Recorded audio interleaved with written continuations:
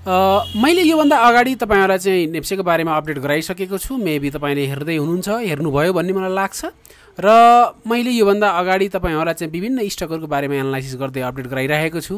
र आज पनि तपाईँहरूलाई मैले विशेष गरेर चाहिँ एउटा ब्याङ्कबाट, एउटा चाहिँ माइक्रो फाइनेन्सबाट लिएर आएको थिएँ। योभन्दा अगाडि तपाईँहरूलाई चाहिँ फरवर्ड लगिटको बारेमा मैले भनेको थिएँ। त्यस्तै कालिन्चोक दर्शन लिमिटेडको बारेमा, जुन चाहिँ मैले एउटा बाई रेन्ज भनेको थिएँ, एक्ज्याक्टली त्यही पोइन्टमा आएको देखिन्छ। र यसरी मैले विभिन्न स्टकहरू एनालाइसिस गरिरहेको छु। कृपया यसैलाई आधारमा ट्रेड नगर्नु होला र तपाईँहरूले चाहिँ के विचार गर्नुभयो भने आफै पनि अध्ययन गरेर, स्व अध्ययन गरेर चाहिँ ट्रेड गर्नु होला। यही एनालाइसिसमा को आधारमा चाहिँ पटक्कै ट्रेड चाहिँ नगर्नु होला। र मैले तपाईँलाई फर्स्ट चाहिँ मैले तपाईँहरूलाई विशेष गरेर चाहिँ यो तपाईँहरूलाई चाहिँ मैले NMLBBL भनेको नेहरू मिरमिरे लघु वित्त संस्थाको बारेमा चाहिँ लिएर आएको छु। र यहाँनिर हेर्नुहुन्छ भने मैले यसलाई क्लियरली तपाईँलाई देखाउन चाहेँ। यो तपाईँले फर्स्ट हेर्नुहुन्छ भने चाहिँ यो विकली चार्ट हो। र विकली चार्ट हेर्दा मैले फर्स्ट यो एउटा बुल सकेर झऱ्यो, एउटा वेभ कम्प्लिट गर्यो। त्यसपछिको राइजमा यसले यहाँनिर अर्को वेभ कम्प्लिट गरेको छ। र यहाँबाट झर्ने क्रममा यसले यहाँनिर हेर्नुहुन्छ भने चाहिँ यसरी चाहिँ ओभरल्याप प्याटर्न गराउँदै चाहिँ एउटा स्विङ गयो A र B। त्यसपछि यहाँनिर फेरि गएर चाहिँ तपाईँको चाहिँ 1 2 फेरि 3 4 ओभरल्याप प्याटर्न बनाएको देख्न सकिन्छ। अब यसलाई म तपाईँहरूलाई चाहिँ एउटा चार्टबाट पनि अपडेट गर्न चाहेँ। यो भनेको के हो त भन्ने कुरा देखाउन चाहन्छु। यहाँनिर हेर्नु होला, यसलाई भन्छ एउटा लिडिङ, ओभरल्याप हुँदै एउटा लिडिङ हुन्छ अनि यसरी गएर फेरि तल झर्ने हुन्छ। र अर्को चाहिँ के हुन्छ भन्दाखेरि इन्डिङ, जस्तो लास्टको 5th वेभमा बनाएको छ, C वेभमा बनाएको छ, इन्डिङ हुन्छ। यो खालको प्याटर्न बन्ने गर्छ।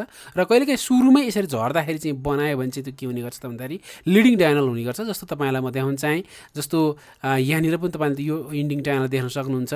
त्यस्तै विभिन्न चार्टहरू हुनसक्छ। म तपाईँलाई अलिकति यहाँनिर हेर्नुभयो भने क्लियर रूपमा हेर्नु होला। सुरुमा A वेभ झर्दा पनि ओभरल्याप प्याटर्न गर्यो, A झर्यो अनि B गयो। फेरि यहाँनिर हेर्नु भने ओभरल्याप प्याटर्न फेरि के गरेको छ, C वेभ यसले कम्प्लिट गरेको देख्न सकिन्छ। यो चार्टमा जुन तरिकाले बनाएको छ त्यो खालको सिनारियो यहाँनिर हेर्नु होला। यसरी ओभरल्याप प्याटर्न, फेरि B अनि फेरि यहाँनिर 1 2 फेरि ABC 3 4 र फेरि ABC 5 गरेर यसले कम्प्लिट गरेको देखिन्छ। र यहाँबाट अब तपाईँलाई मैले माथि जाने क्रममा देखाउँछु। 1 2 3 4 र 5 कम्प्लिटली चाहिँ एउटा इम्पल्सिभ वेभ बनाएको छ यहाँनिर। र यो इम्पल्सिभ वेभ बनाएको कारणले गर्दा यता कता चाहिँ अहिलेसम्मको सिनारियोमा चाहिँ यो NMLBBLले चाहिँ कम्प्लिट गरेको हो कि यहाँनिर ABC गरेर यहाँनिर WXY फेरि ABC गरेर Y प्याटर्न सकेको हो कि भन्ने सिनारियो चाहिँ हामीले अहिलेसम्म चाहिँ देख्न सक्छौँ NMBBLमा। अब मैले यसलाई तपाईँलाई 3 डे चार्टमा लगेँ।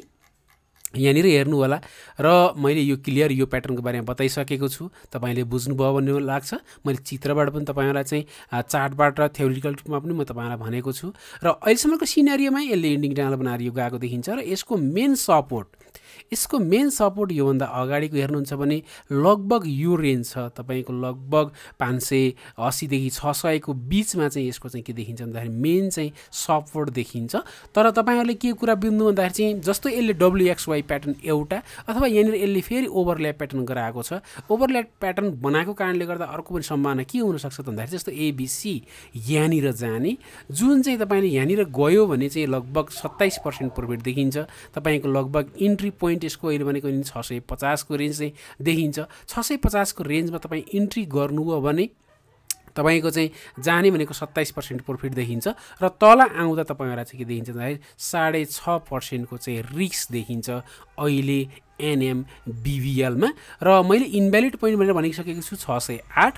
तर तपाईँले के कुरा बुझ्नु भने चाहिँ यसरी अल्टरनेटिभ अथवा यहाँबाट कन्टिन्यू झऱ्यो भने पनि फेरि यो 600 को रेन्ज पनि झर्न सक्छ है भन्ने कुरा पनि बुझ्नु होला। र तपाईँले चाहिँ यदि यहाँनिर 50% इन्ट्री गर्नुभएको छ भने यहाँनिर चाहिँ गएर तपाईँले चाहिँ टेक प्रफिट लगाउने र फेरि सेलिङ आउँछ र यसले क्रस गर्छ भने बल्ल इन्ट्री गर्ने, नत्र भने फेरि यो एरियामा तपाईँले अर्को बाई रेन्ज पनि हेर्न सक्नुहुन्छ। NMBBLलाई हेर्दा अहिलेसम्मको सिनारियोमा चाहिँ हेर्दाखेरि चाहिँ बुलिस प्याटर्न देखिन्छ। अहिले यसले क्रस गरेर बसेको छ, यो ट्रेन्ड लाइनलाई यसले ब्रेक गरेर बसेको छ। अहिलेसम्मको सिनारियोमा लुक्स भेरी गुड। र WXY प्याटर्न गराएको छ। यहाँ 5 वटा प्याटर्न 1 र 2 बनाएर जान कोसिस गरेको हामी देख्न सक्छौँ। र अर्को म तपाईँलाई चाहिँ यो प्रभु ब्याङ्कको देखाउन चाहेँ। प्रभु ब्याङ्कलाई तपाईँलाई मैले फर्स्ट चाहिँ लाइन चार्टमा, किनभने ब्याङ्किङ सेक्टरमा अलिकति भोलाटाइल चाहिँ हामी देख्न सक्छौँ। र यसमा पनि तपाईँलाई मैले इन्डिङ डायनल यही कुरा देखाउन चाहेँ। यहाँनिर हेर्नु होला यो खालको इन्डिङ डायन यहाँनिर यसले ओभरल्याप गरेको 1 2 3 4 र 5 होल ए जरो बी गयो फेरि यहाँनिर यो खालको प्याटर्न बनाएको देखिन्छ। अहिलेसम्मको सिनेरियोमा यहाँनिर हेर्नु होला होल ए यो बी बनायो एबिसी 1 2 र यहाँनिर एबिसी 3 4 र यहाँ एबिसी 5 गरेर हेर्नु होला साङ्ग्रो साङ्ग्रो प्याटर्न गरेर फलिङ वेज नर्मल टेक्निकल भाषामा भन्दा फलिङ वेज प्याटर्न अनि यसले चाहिँ क्लियरली ब्रेकआउट गरेको देख्न सक्छौँ। यसलाई चाहिँ एकचोटि अब बार चार्टमा हेर्नु होला र यहाँनिर क्लियरली 1 2 3 4 5 गरेर यहाँनिर झरेको देखिन्छ। मलाई लाग्छ यसले यो 205 देखि 10 को रेन्ज चाहिँ यसको के हो त बाई रेन्ज हो 205 देखि 10 को रेन्ज र यसको चाहिँ तल आउन सकिन्छ मलाई स्टप लस भनेको तपाईँको के हुन्छ 194 लाई हुन्छ। 194 भन्दा तल गयो भने मेरो चाहिँ इनभ्यालिड हुने गर्छ।